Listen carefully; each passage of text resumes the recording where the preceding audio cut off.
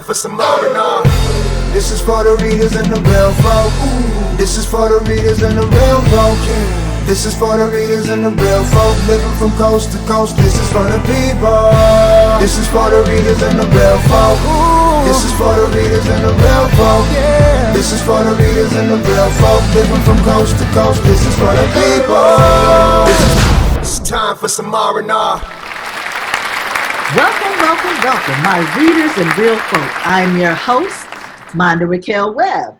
Books, art, film, music, all together in one spot, celebrating us right here, right now, every week. It's all art, and it's all good. That's who we are, and that's what we do. So now it's time for some R&R. Let's jump right in.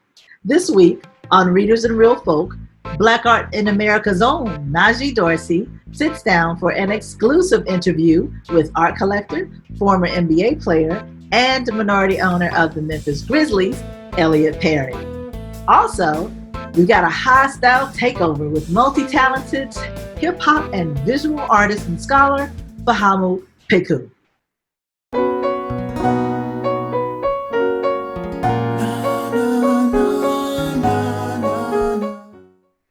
But before we jump into the show, it's Art from the Start, where we showcase an artist's work available at blackartinamerica.com, the leading online portal for African American art in the nation. This week's image is a colorful mixed media offering entitled Amongst the Flowers I Find Peace by Texas native Avita Tizinell. Tizinell's work is a 19 by 15 inch work on paper exemplifying her bold use of color, texture, and shapes. And yes, you can have this treasure hanging on your wall. Remember, when you buy fine art from emerging and established artists at blackartinamerica.com, you can use our special Readers and Real Folk value code, which is R plus R5 at checkout. And you will get 5% off premier works by African American artists. That's right. It pays to hang out with Readers and Real Folk. Elliot Perry is a retired NBA baller who played for 7 teams over his 10-year NBA career. Perry, who is well known for his community-based efforts in his hometown of Memphis, is a minority owner of the Memphis Grizzlies.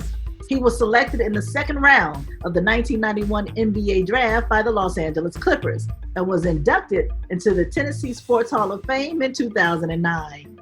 An avid art collector, Perry focuses on modern and contemporary works by artists of African descent. Here he is in an exclusive interview with Black Art in America's own Najee Dorsey. First of all, let me say thank you for joining us. Yeah, thank you for having me. Yeah, man, I certainly appreciate you, bro. You've been doing your thing for a long time. I first ran into you in Memphis because I grew up in Blavel. People don't know, which is an hour from Memphis. So Memphis was the big city where I'm from. Yeah. And I over at Ephraim down on South Main. Right. It was the first time I saw you. But one of the things I was kind of curious about before we really get into the whole art piece was what was it like for you growing up in Memphis, man? I mean, it was good. I grew up in North Memphis and, just like any other normal kid. And, started getting, good in basketball and all those things. So basketball afforded me some things that I probably wouldn't have been exposed to. I had a really good mentor, a guy named Michael Tony, who mentored me. He was a freshman at the University of Memphis State at the time. He was a freshman there. And exposed me to a lot of things and really started to change my mindset, gave me the confidence that anything is possible if you want to go through the process and really embrace the process. And so as I started becoming a better basketball player, just started being exposed to a lot of different people, great high school career, went on to Memphis State, stayed home and went to school here, which was great for me, played under Coach Larry Finch, man, was fantastic. Had a lot of people wrap their arms around me and just extensions of my family. And then, was fortunate enough and blessed enough to play 10 years in the NBA. And I mean, man, Memphis has always embraced me. So glad I was able to come back home and, try to make a difference. Man, you the hometown hero, I mean. I don't know, man. We all in it together. Yeah, no doubt. I remember Finch, with Memphis being so close, watching the ball games of Memphis State. at that time. So Right. it's I mean, that was cool. But one thing that was really interesting for me was how Main Street had went through this spurt of art and galleries, in the 90s, man. I mean, that how has art in Memphis evolved over the years? I think to be honest, I think we're right. I think we're maybe a little bit ahead of our time when Main Street was forming. Ephraim was really pushing a lot of galleries. Robert Bain and Yeah. Brenda Joyce Smith Gallery, and there are some other. There were a lot of other galleries in that area. But I think now the art ethos here is finally has some teeth. Some staying power. And what I mean by that is just it's a lot broader. You have the Collective, which is a young group of artists, banding together. You have Crosstown Artists and Residency Program, but you also have the Crosstown Galleries. You have the Brooks Museum, just been branching out in terms of being more productive and more open and more progressive in terms of collecting artists of color works. And so there are a lot of, you have Whitney Hardy who did the art fair, the Young Art Patriots Art Fair. So a lot of other things outside of just the gallery that's happening here in Memphis. And so what we've been trying to do is really partner with people from the outside, whether that's artists or, other people like yourself, and then, try to make those connections to try to continue to boost the ethos here. Because I think, with a city that's, 70+% African American, when people go into a museum, they want to see themselves, That's right. At least an extension of themselves. And I think that's important. I think more museums are starting to think that way now, but a lot of museums are just playing catch up. Right. And so I think it's high time that people of color work in museums in prominent positions, but also that museums take more chances in terms of building a collection of African American artists, or either artists of the African diaspora. African artists are doing fantastic now too, and so just being proactive in doing some of those things. And I would say lastly is, taking some risk. We always think about we have to wait till an artist is validated before we can collect that artist. I'm saying no. Take some risk before artists are validated, and when they are validated, then you don't have to play catch up. Hey, that's right, because anybody can buy a Beard and a Jake or a Kerry James Marshall now, but I always admire the people that had the eye to collect them 20, 30 years ago. Yeah, absolutely, and that's key. You've been in this game long enough to know how that works, and so that's really been the mission of how we've been collecting, particularly contemporary artwork. It's trying to be ahead of the game and trying to, and a lot of it does come with some risk. Well, tell me what you mean by risk. Because if you're buying from a pure standpoint of aesthetic and buying what you love, then really what's the risk? I got in trouble for this a couple of weeks ago, but again, it's what I believe. And again, it's just my opinion. Okay. I think art has transcended just buying what you love. That's one part of it. When I started collecting, we always tell a collector when you initially start is buy what you love. The second part to that is being able to buy works of quality. Being able to buy those quality works, making sure that the works that you buy are, I hate to say museum level works, but really good works. Because I think the art world has changed where a lot of African American artists now are represented mostly by white galleries, and sometimes you don't have that entree, you don't have that entry point. And then the last thing I would say is, to be honest, art as an asset to me. Some people may not want to talk about that, but it's high time I think that African Americans talk about art as a part of their portfolio. Just like I have a financial advisor. Hey. Some of the things that he talk about, I don't fully understand, but I get it. But I know that, I need to be in this fund versus this fund, why I'm in bonds versus stocks. Where you purchase real estate, I think art is the same way. Yeah. And so I say, when I say risk, I mean that, I mean it from that perspective is, not everything that you buy is going to go like, you're going to hit a home run. You're going to be a Kerry James Marshall. You're going to be a Kehinde Wiley. You're going to be Glenn Ligon or Mark Bradford, But there were times when all of those artists were available at reasonable prices, because all of them were emerging artists. And so when they get to that point, it excludes most of us, is because we can't buy Kerry James Marshall, the price is too high. We can't buy a Glenn Ligon. Plus, we're not going to have access to the best works. Yeah, you may not be able to get a museum carry James Marshall, but holler at your boy. I can get you something. But on another I know you note, always have something. right. But what I'm gonna say is, so let's dive in a little bit, because what I would say is, when I say buy what you love, I'm not saying not buying from an informed position, because I'm gonna give you a couple of examples, and this is something I point out to collectors all the time. Like when I think about the success of a Delita Martin or Alfred Conte or a Bisa Butler, these were all people that a number of them, Alfred, we bought our first Alfred Conte in 2008. Right. Delita, I was working to give Delita a show that we was doing in Arkansas in 2015, and this is when her substantial works were 3,500, and now she's at 40,000, and having museum shows. So I'm not saying to just go out and buy willy nilly and not find the best or high caliber art, and the same thing with Amy Sherrill, man. I remember in 2015. In 2015, I talked to Amy when her prices were $69,000. Oh, I was right there with you. There's a collector. Hey, there's a collector in DC that turned down the piece at $9,000, and she said, "Well, you're pricing your work at what Bearden price his work at." And now you look at Amy Sherrill. I mean, she gets the National Portrait Award. She gets the Obama Commission. Her work go from 9,000 to 15 to 30, and from 15 to 30 to 200,000 plus. If you can even get it. So these artists were creating great works. So it's that's but I think you answer your own point. I mean, I think you're answering your own point. I think even at the beginning, Amy, all the artists that you mentioned, Butler, Alfred Conte, all these artists were creating fantastic works. And but what I'm saying is, once they move through the stratosphere, you're not going to get your hands on the Amy now. And so I say that because it's high time that African Americans look at this as that three-pronged approach. Buying the best works that you can buy, buying the quality works. We talk about that, and these artists are producing quality works. Sometimes it's game changing in terms of if you ever need to get off that work, what it can do for your family. And again, so I think that's the way I think. That's the way I think about it long term, because for me, it's not just about money, because I'm not a seller, but it is a long term. There is long term gains. You're a celebrated collector, brother. I've seen your collection in lectures and things of that nature. I'm familiar with some of the work that you've gotten, but have you been mentoring new collectors? Yeah, I have.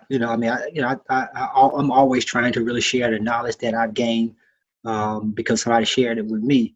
And so, even with sports figures, just recently, I love having conversations with Jared Bayless. He's really started to build a collection. And I'm always good friends with my boy Atwell, who Daryl Atwell. We just been coming up together with collecting, but we've been mentored by AC Hudgens. Daryl Walker got me started collecting. So I'm always kind of sharing my knowledge and trying to mentor people and not saying what direction to go, because I think, you form your own eye, and what you like, but more importantly, just sharing artists that I like, or artists that I may not have in my collection who I think are really good, because it may catch their eye, and they may say, hey, I like this artist versus this artist. And so, but just making sure that they, buy good works. Yeah. Tell me this, when I'm gonna call it an art addiction, because I know we got the bug, and I would imagine you do too. When what was that tipping point where you was like, hey, I might have an addiction to this material? When did that happen for you? Well, I'll tell you two tipping points. I think my first tipping point was when Daryl Walker initially introduced me. Daryl had put together a pretty good collection before we started talking on that trip to Japan back in '96. But before that, Bernard King had one of the best celebrated collections of African American artists in the country. And most people don't know that. And so it would be good to I'm trying to bring Bernard back in the fold, because I think people need to hear from him, because he's such a celebrated basketball player. And he was a fantastic collector. Unfortunately, he had to sell a lot of his works, but it'd be good for people to hear from him. But that tipping point for me was twofold. I think one, starting to collect the best African-American works. I was reading, and Daryl was sending me a lot of information. I was going to galleries, going to museums, visiting artist studios, a lot of the old school artists. And when I saw Dr. Walter Evans' collection back in the summer of 1997, I thought, oh my God, these are all the artists who I've been reading about. and he had collected at such such great pieces. And I made my, the decision that day to collect Bearden, Jacob Lawrence, Alma Thomas, Norman Lewis, all those artists at high levels. Sure. But then in 2004, I was cleaning out my book collection, and I remember seeing Dr. Walter Evans' catalog from that show back in '97. Okay. So I'm thumbing through the catalog again, and he talked about three things, Najee. He talked about, first, he wanted to support artists early, and then so he started doing these salons at his home. He wanted to. The second thing he wanted to do was build a relationship with those artists. And then the last thing to do was collect the work. Those relationships were the most important thing to him. And so I did a 180 in 2004 and only started collecting contemporary artists for that reason only. Is I knew I could do that same thing and have that same strategy. And so that's really been our mission, is it still staying with that three-pronged approach, but also, this is for us, the preservation of culture and history too. Okay, I got a random one for you. Now, there were times when I would ask Sateria, my wife, and we got a house full of art, and it's okay, we gotta do a mad dash, and you can only take one piece. But I'm giving you one pick. You can only you regardless of price, whatever. You got a mad dash, one piece to take with you to put at the new crib. What are you pulling from your collection to live with first? Man. One piece. I probably would take take my Norman Lewis. Okay. One, I didn't have a true appreciation for abstraction when I was collecting. I was mostly, kind of geared towards figurative works. And then when I got traded from Milwaukee to New Jersey, I was able to spend so much time with Taryn Fuller, Norman Lewis' daughter, and I just started to fall in love with Norman Lewis' work. I mean, he's my favorite abstract artist, and so I definitely would take Norman Lewis' work. Hey, man, I appreciate you joining us at Black Art in America. Yes, sir. And we just went hard. I meant to say this in the beginning, but we just went hard in the paint with Elliot Perry, y'all. Yeah, I'm still taking threes now. I moved out of the paint. I'm taking threes now, Najee. Keep doing what you do, EP. Appreciate you, bro. Thanks. Appreciate you, bro. All right.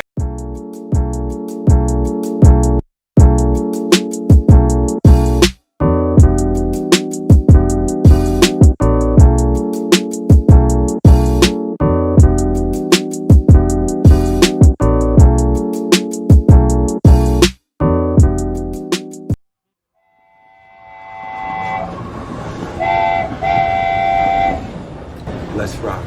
Take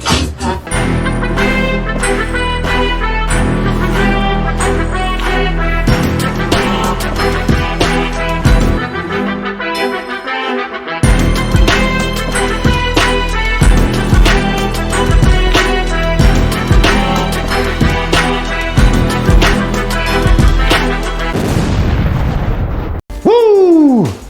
What's up, my readers and real folk? This is a Hass-Style Takeover, so strap up for a ride on the R&R Express with DJ Hass. Gotta give shouts out to my web queen, Monda Raquel Webb, and to blackartinamerica.com, the national online leader in premier black art. Check it.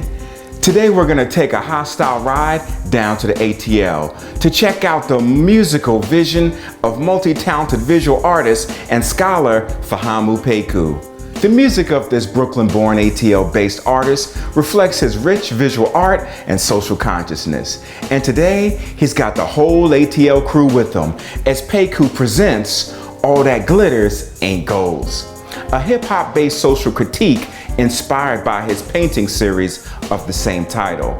So here it is, Fahamu Pecou, All That Glitters Ain't Goals. Check it. Represent the way that the younger people feel, and so we saying it, and a lot of younger people have these older idols to look up to, and these idols look soft. You know what I'm saying?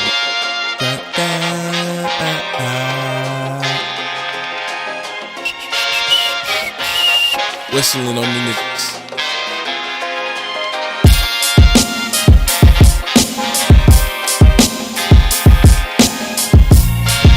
Yeah. Nah, When it comes to airtime, they ain't got no spare time, unless you got a pretty penny or a fair dime. But we here and we ain't leaving. Me and you don't even do it for the same reasons. It's like dancing for the rain season. It's like acid in your brain region. It's a glance at what you ain't seeing. Turn to your local station there, put love in the music, something we can play again. It ain't about a salary, it's all about reality. But first, we need a little more clarity. It seems all we get is a parody. We are gathered here to challenge the disparity. I came together with my ATL family to drop gems on what's really happening.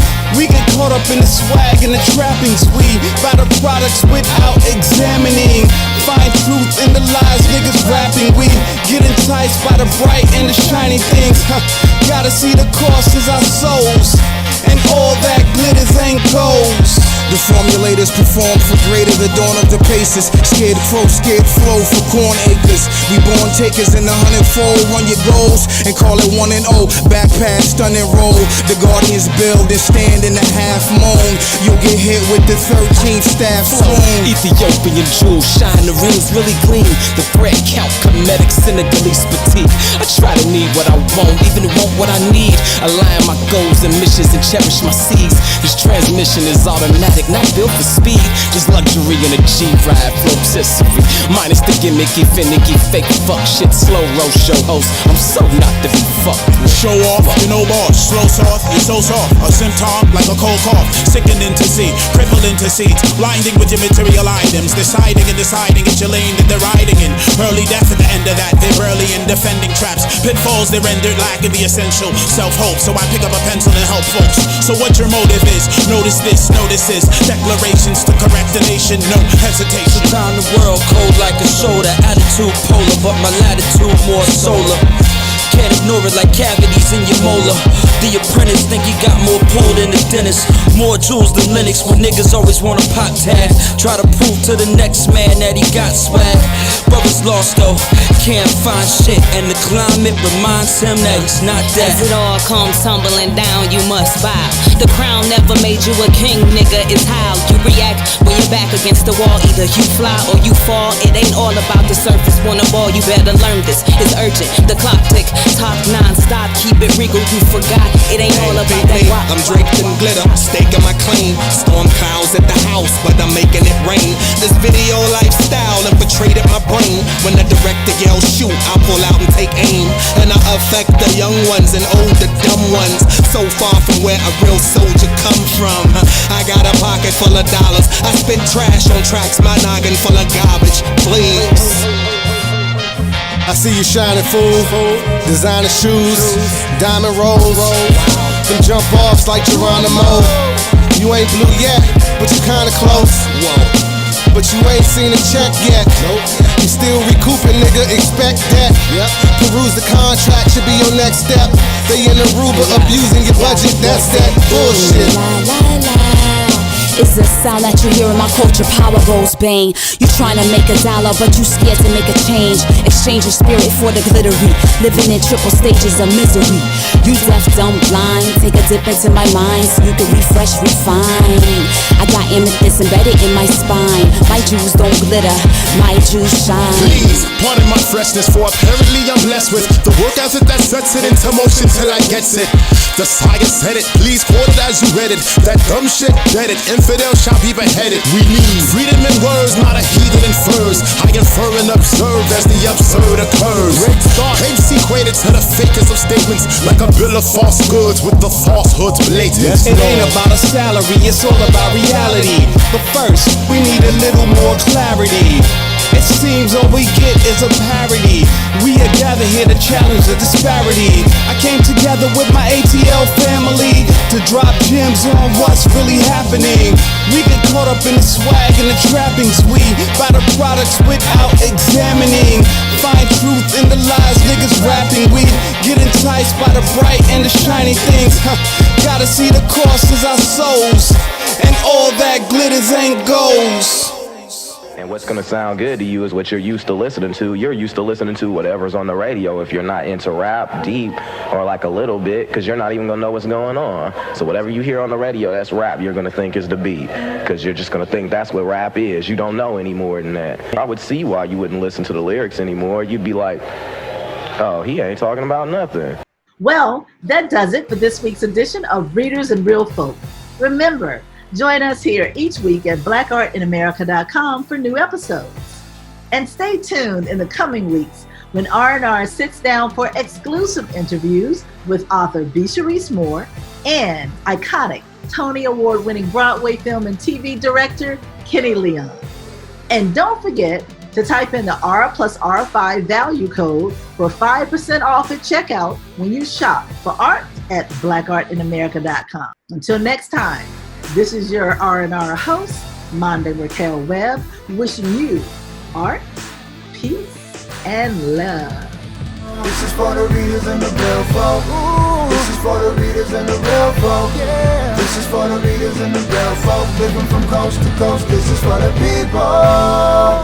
This is for my people, yeah. This is for the people.